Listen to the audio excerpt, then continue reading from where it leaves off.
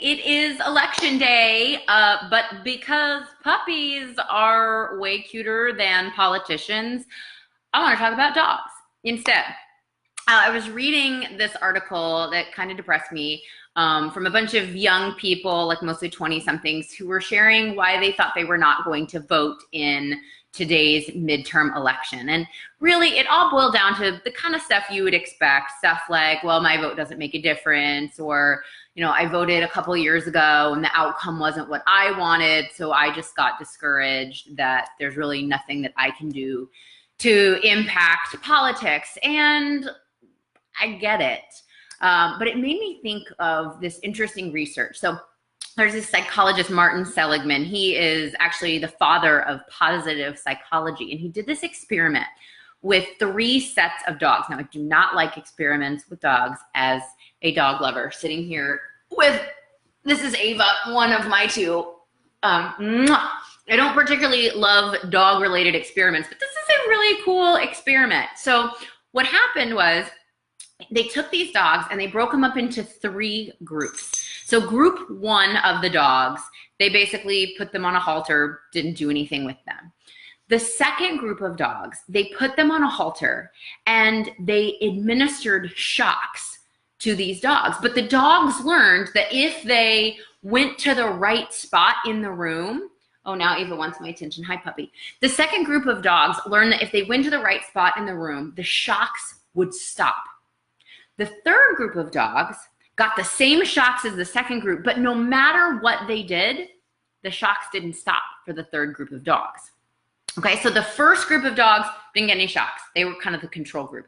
Second group of dogs, they got shocked, and if they did a certain thing, if they moved a certain way in the room, then the shock stopped. And the third group of dogs, whatever they did, no matter what, the shocks didn't stop. Nothing that the dogs did controlled the shocks. The shocks would just go on and off and on and off. So here's what happened. Then they moved them into a completely new environment. And this time, for all 3 of the dogs, all 3 groups of dogs, there were shocks. But if the dogs performed a certain action, moved to a side of the room, the shocks would stop.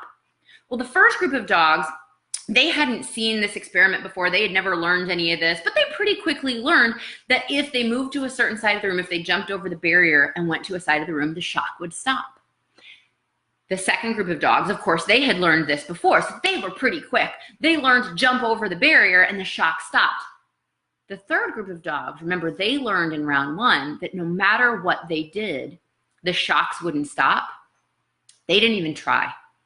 They just laid down on the ground and covered their paws with their noses and gave up. They never even tried. If they had, they would have jumped over the wall, gotten to the other side of the room, and the shock would have stopped. But they didn't even try. So the researchers called this learned helplessness. This idea that we can sort of get ingrained into believing that no matter what I do, it's not going to make any difference. And so I was thinking about that with election day coming up, this idea of learned helplessness.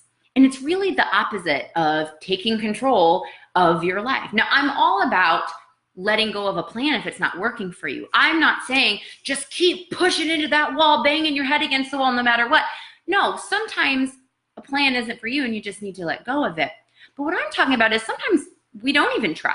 We assume, well, this situation sure reminds me a lot of this other situation that I was once in, so the outcome's probably going to be the same, so I shouldn't even try. We act just like the third dog.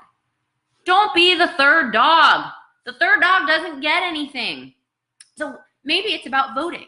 If you haven't made a plan to vote today because you were kind of feeling like, oh, whenever I do, it's not going to matter, make a plan. There's still some hours in the day to get out and vote. Even if you don't get the outcome that you want, research actually shows that just participating, just doing something actually triggers a mindset shift in you, because then you start to feel what's called self-efficacy. Like you are powerful. You can do something that contributes to getting what you want. So we can't control everything in our lives, but participating is important. Maybe it's not about voting. Maybe there's some other area of your life where you're being the third dog. So if you're being the third dog, that dog that's just lying down and assuming that it's not going to work out, quit being the third dog. get out, start making a plan, start thinking about what you can do to take action, because sometimes that perception of power has been proven to be actually as important as having the power. A perception that we have power and control is as important as actually having power and control. So whatever you do, whether it's this election day or any other day, do not be the third dog.